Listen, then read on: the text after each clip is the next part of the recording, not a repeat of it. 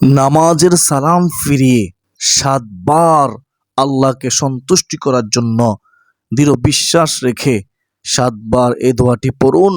হাসতে হাসতে আপনি জান্নাতে যাবেন। সুবহানাল্লাহ। বেহেশতের পথে সুপ্রিয় দর্শক শ্রোতা, আমরা আলোচনা শেষে আরো গুরুত্বপূর্ণ ২টি প্রশ্নের উত্তর জানব ইনশাআল্লাহ। ১ নম্বর প্রশ্ন হলো, আমি জানতে চাই কয়টি জায়গায় দুরূদ পড়া নিষেধ, দুরূদ পড়া যাবে না। ২ নম্বর প্রশ্ন হলো, অজু ছাড়া দুরূদ শরীফ পড়া যাবে কি? অজু ছাড়া দুরূদ পড়া কি জায়েজ? কিতাবে কি রয়েছে? বেহেশতের পথের প্রিয় দর্শক শ্রোতা, আজকের ভিডিওটি অনেক গুরুত্বপূর্ণ, তাই অনুরোধ করব ভিডিওতে একটি লাইক দিয়ে ও কমেন্টে আলহামদুলিল্লাহ লিখে মনোযোগ দিয়ে শেষ পর্যন্ত দেখতে থাকুন। মূল আলোচনায় যাওয়ার পূর্বে চলুন একটু প্রার্থনা করে নেই।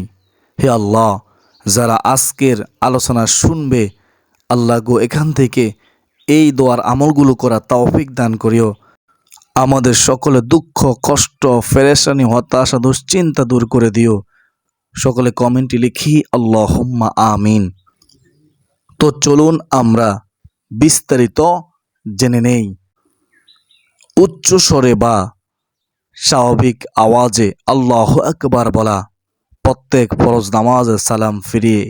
১ নম্বরে আল্লাহু আকবার অর্থ হলো আল্লাহ সবচেয়ে মহান, সর্বশ্রেষ্ঠ, তার চেয়ে শ্রেষ্ঠতার কারণেই তিনি মহান। দলিল ইবনে আব্বাস রাদিয়াল্লাহু তাআলা আনহু থেকে বর্ণিত, তিনি বলেন, রাসূলুল্লাহ সাল্লাল্লাহু আলাইহি ওয়াসাল্লাম এর নামাজ শেষ হওয়া আমরা তাকবীর অর্থাৎ আল্লাহু আকবার ধ্বনি দ্বারা বুঝতে পারতাম। সুবহানাল্লাহ। সহিহ বুখারী হাদিস নম্বর হচ্ছে ৮৪২, সহিহ মুসলিম শরীফের হাদিস নম্বর হচ্ছে ১২১ থেকে ১২৩। সুবহানাল্লাহ। ২ নম্বরে হচ্ছে ইস্তিগফার ও প্রাথমিক দোয়া। আস্তাগফিরুল্লাহ ৩ বার পাঠ করা। অর্থ কি? আমি আল্লাহর কাছে ক্ষমা প্রার্থনা করতেছি। আস্তাগফিরুল্লাহ, আস্তাগফিরুল্লাহ, আস্তাগফিরুল্লাহ। এরপর বলবেন আল্লাহুম্মা আনতাস সালাম ওয়া মিনকাস সালাম তাবারাকতা ইয়া যাল জালালি ওয়াল ইকরাম। অর্থ হলো আল্লাহুম্মা আনতাস সালাম, হে আল্লাহ আপনি শান্তিদাতা, ওয়া মিনকাস সালাম আপনার থেকেই শান্তি অবতীর্ণ হয়, তাবারাকতা আপনি বরকতময়, ইয়া যাল জালালি ওয়াল ইকরাম হে মহিমা ও সম্মানের অধিকারী। সুবহানাল্লাহ। কমেন্টে লিখুন সুবহানাল্লাহ। দলিল হযরত সাওবান রাদিয়াল্লাহু তাআলা আনহু থেকে বর্ণিত, তিনি বলেন, রাসূলুল্লাহ সাল্লাল্লাহু আলাইহি ওয়াসাল্লাম যখন নামাজ শেষ করে সালাম ফিরাতেন তখন ৩ বার ইস্তিগফার পড়তেন। আস্তাগফিরুল্লাহ, আস্তাগফিরুল্লাহ, আস্তাগফিরুল্লাহ এবং উপরোক্ত দোয়াটি পড়তেন, আল্লাহুম্মা আনতাস সালাম ওয়া মিনকাস সালাম তাবারাকতা ইয়া যাল জালালি ওয়াল ইকরাম। সহিহ মুসলিম শরীফের হাদিস নম্বর হচ্ছে ৫৯১ নম্বর হাদিস। ৩ নম্বরে আল্লাহর একত্ববাদের জিকির করা নামাজের পরে সালাম ফিরিয়ে। লা ইলাহা ইল্লাল্লাহু ওয়াহদাহু লা শারীকা লাহু লাহুল মুলকু ওয়া লাহুল হামদু ওয়া হুয়া আলা কুল্লি শাইইন কাদির। অর্থ কি?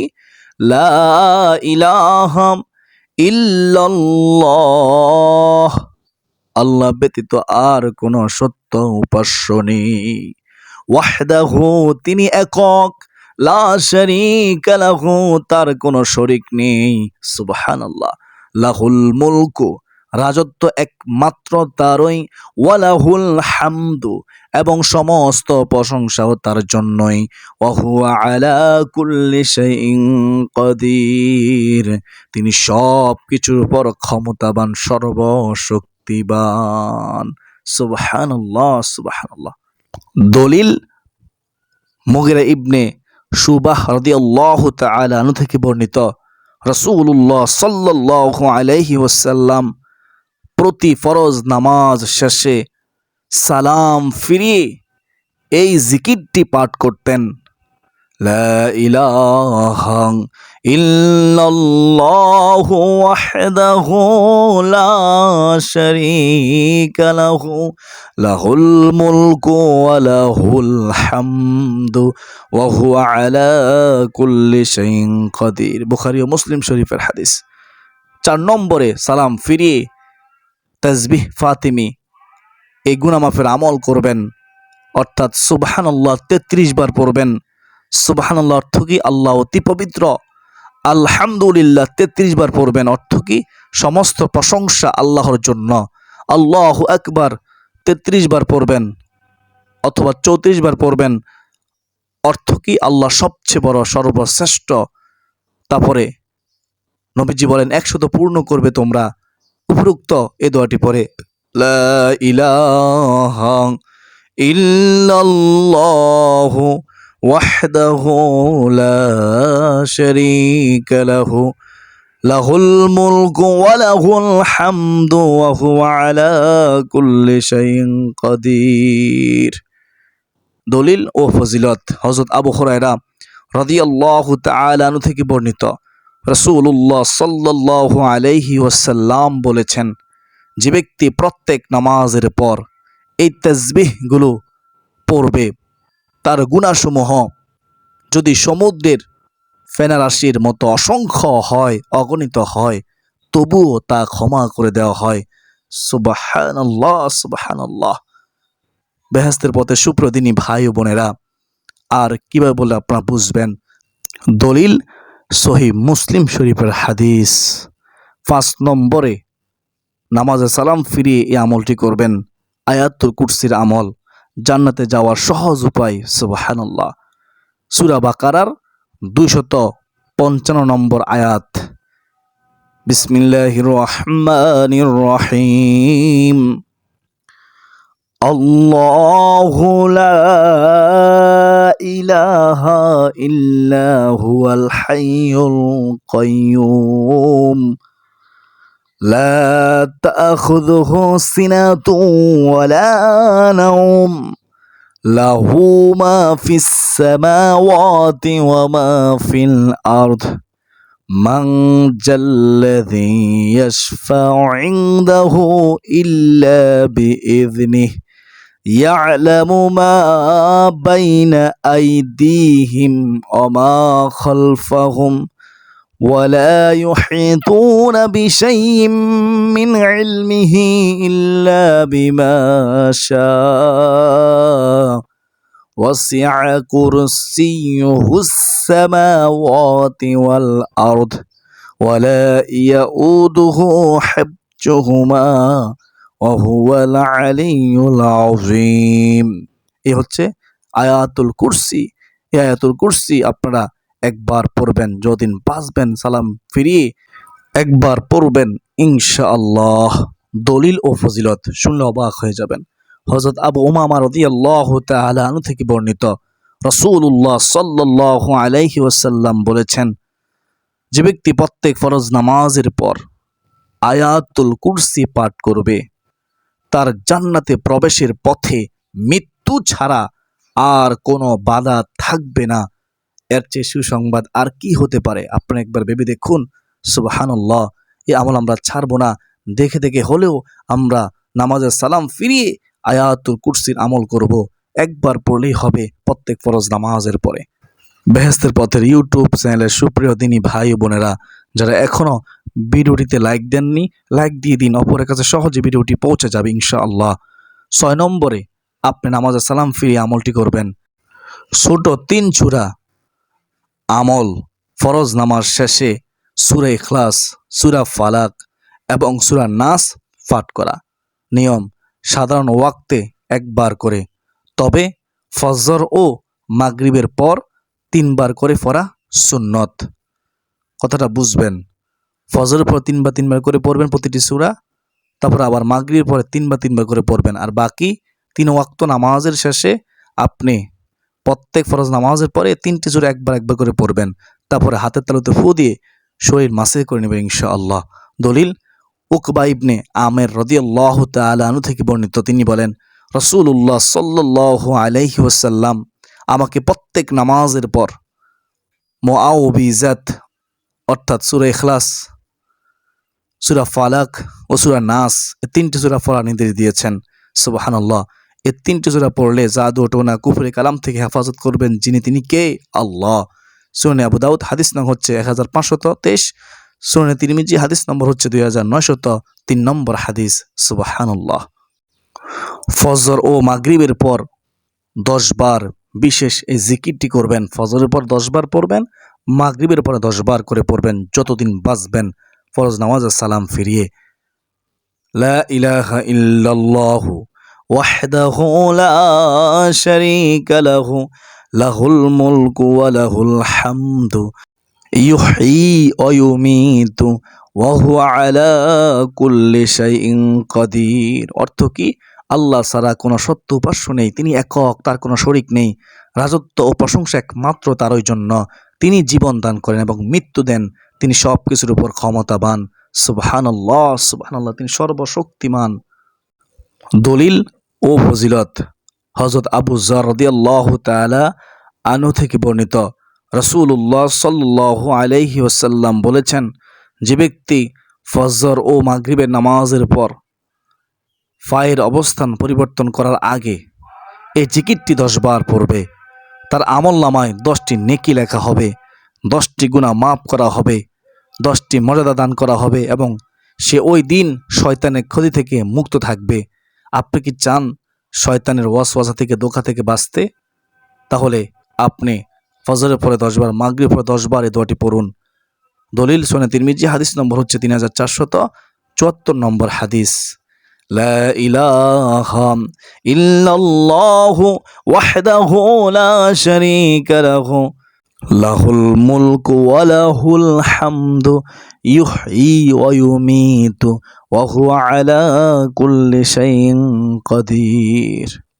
বেহেশতের পথের সুপ্রদিনী ভাই বোনেরা, জাহান্নাম থেকে মুক্তির দোয়া ফজর ও মাগরিবের পরে 7 বার পড়বেন, যতদিন বাঁচবেন এই আমলটি ছাড়বেন না। জাহান্নাম থেকে মুক্তির দোয়া, জাহান্নাম শাস্তি থেকে মুক্তির দোয়া। আল্লাহুম্মা আজিরনি মিনান নার। আমার সাথে পড়ুন, অর্থ বলে দেব। আল্লাহুম্মা আজিরনি মিনান নার। আল্লাহুম্মা আজিরনি মিনান নার। অর্থ কি? আল্লাহুম্মা, হে আল্লাহ, আজিরনি, আমাকে রক্ষা করুন, মিনান নার, জাহান্নামের আগুন থেকে। সকলে কমেন্টে লিখি আমিন।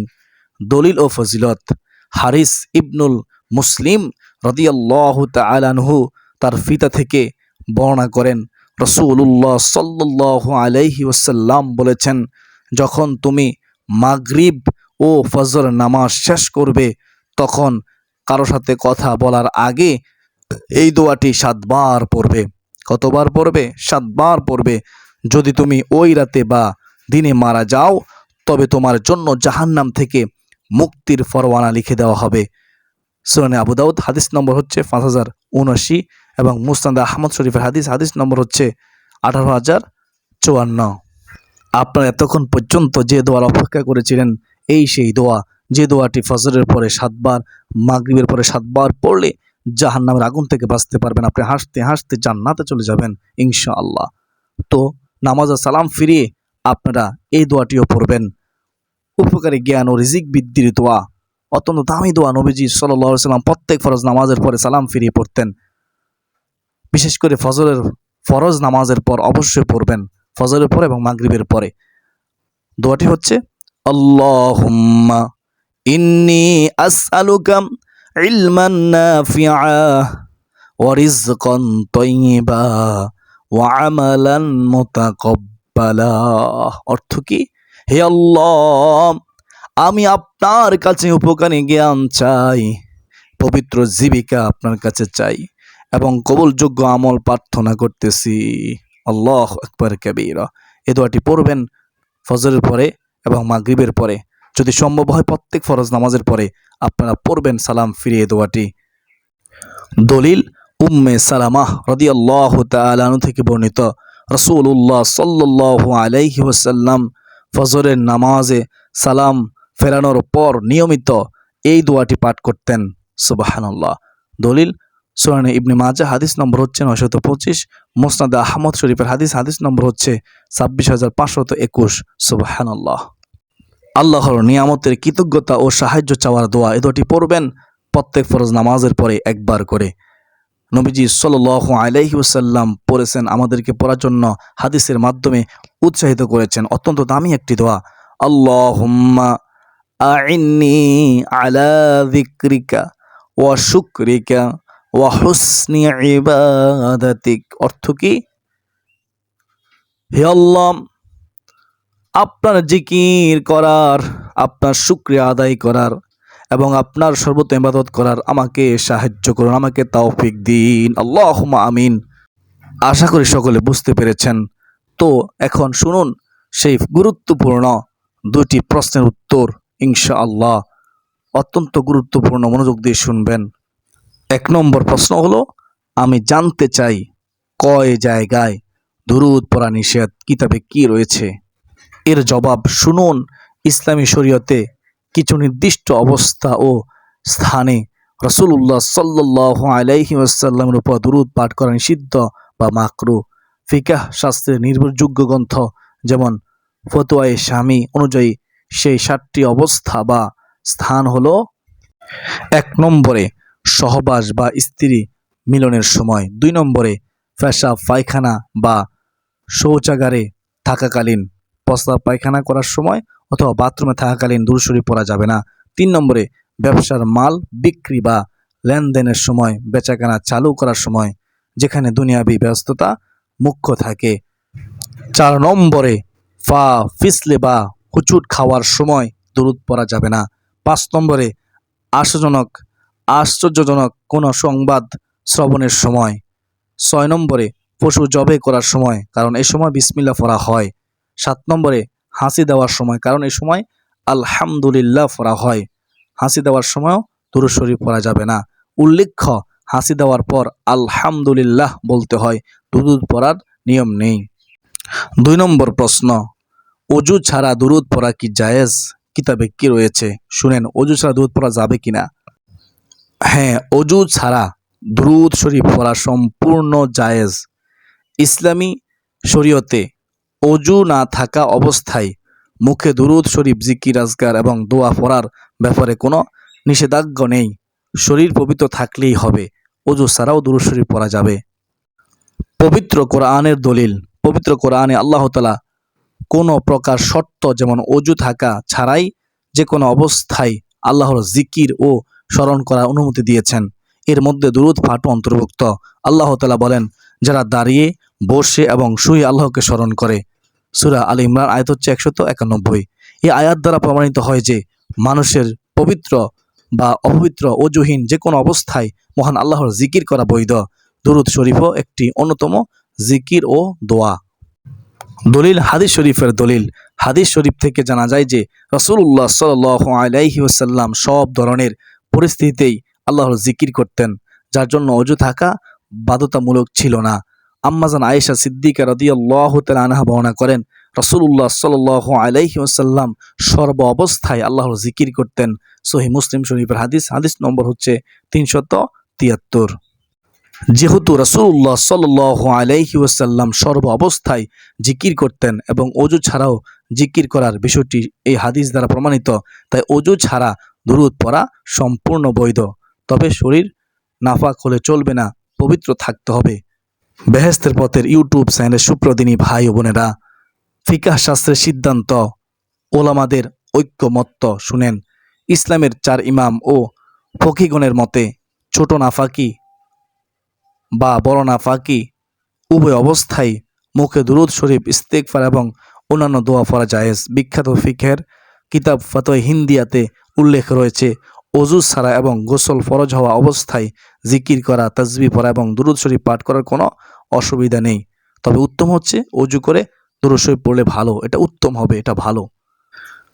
4 নম্বর দলিল, অজু ছাড়াই যে কোনো দুরূদ পড়া ওয়াজিব। আমরা যখন কারো মুখে বা কোনো লেখায় নবীজি সাল্লাল্লাহু আলাইহি ওয়াসাল্লামের নাম শুনি বা পড়ি, তখন আমাদের উপর অন্তত একবার দুরূদ সাল্লাল্লাহু আলাইহি ওয়াসাল্লাম পাঠ করা ওয়াজিব হয়ে যায়। তখন যদি কারো অজু নাও থাকে, তাহলেও তাকে তাৎক্ষণিকভাবে মুখে দুরূদ পাঠ করতে হবে। অজু নেই, এ অজুহাতে দুরূদ পাঠ থেকে বিরত থাকা যাবে না। গুরুত্বপূর্ণ সতর্কতা ও উত্তম আমল। কোরআন বনাম দুরূদের পার্থক্য। অজু ছাড়া পবিত্র কোরআন মাজিদ স্পর্শ করা হারাম হলেও মুখস্থ বা না ছুঁয়ে কোরআন পড়া যায়, কিন্তু দুরূদ শরীফ পড়ার ক্ষেত্রে বা দুরূদ লেখার কোনো কাগজ কিংবা মোবাইল স্ক্রিন স্পর্শ করার ক্ষেত্রে অজুর কোনো শর্ত নেই। অজু ছাড়াও আপনি দুরূদ শরীফ পড়তে পারবেন, কোনো সমস্যা নেই। তবে উত্তম হচ্ছে অজু করে দুরূদ শরীফ পড়া, অজু অবস্থা দুরূদ শরীফ পড়া। আবারও বলতেছি, উত্তম আমল অজু ছাড়া দুরূদ পড়া জায়েজ এবং এতে সওয়াব পাওয়া গেলেও অজু করে পবিত্র মুখে, পবিত্র জবানে ও আদবের সাথে, সম্মানের সাথে পবিত্র অবস্থায় দুরূদ পড়া অত্যন্ত উত্তম। অজু অবস্থায় দুরূদ পড়া উত্তম এবং অধিক সওয়াবের কাজ। নবীজিকে সম্মান করা, নবীজিকে তাজিম করা, এটা উত্তম। এর চেয়ে উত্তম আর আমল হয় না। তো আমাদের প্রত্যেকের উচিত অজু করার ব্যবস্থা থাকলে অজু করে না, অজু করে দুরূদ শরীফের আমল করা। আল্লাহ তাআলা আমাকে আপনাকে বুঝার, মানার, আমল করার তৌফিক দান করুন। সকলে যারা নিয়ত করেছেন আমল করবেন তারা লিখুন আমিন। বেহেশতের পথের ইউটিউব চ্যানেলের সুপ্রিয় দিনী ভাই ও বোনেরা, একটি ভিডিও তৈরি করতে অনেক কষ্ট হয়, তাই অনুরোধ করব ভিডিওতে একটি লাইক দিয়ে ও কমেন্টে আপনার মূল্যবান মতামত জানান। ইসলাম প্রচারে সহযোগিতা করুন। কমেন্টে আপনি প্রশ্ন করতে পারেন, আপনার প্রশ্নের জবাব দেওয়ার চেষ্টা করব ইনশাআল্লাহ। আপনার কমেন্টে আল্লাহ শুকরিয়া আদায় করুন, লিখুন আলহামদুলিল্লাহ। মনে রাখবেন, মৃত্যুর পরেও কবরের মধ্যে আমলের সওয়াব যায়। আপনি যদি কাউকে আমল শিখান, আপনার দ্বারা যদি কেউ আমল শিখে, তাহলে মৃত্যুর পরও কবরের মধ্যে সওয়াব যাবে, আমল নামায় সওয়াব যাবে। সুবহানাল্লাহ। এই জন্য আপনি আপনার পরিবার, আত্মীয় স্বজন, বন্ধু বান্ধব সবার কাছে শেয়ার করে দিবেন, যেন তারাও শিখে দেখে আমল করতে পারে। আমি আপনার সওয়ার বাকিদার হব ইনশাআল্লাহ। ওয়া মা আলাইনা ইল্লাল বালাগ। আসসালামু আলাইকুম ওয়া রাহমাতুল্লাহি ওয়া বারাকাতুহু।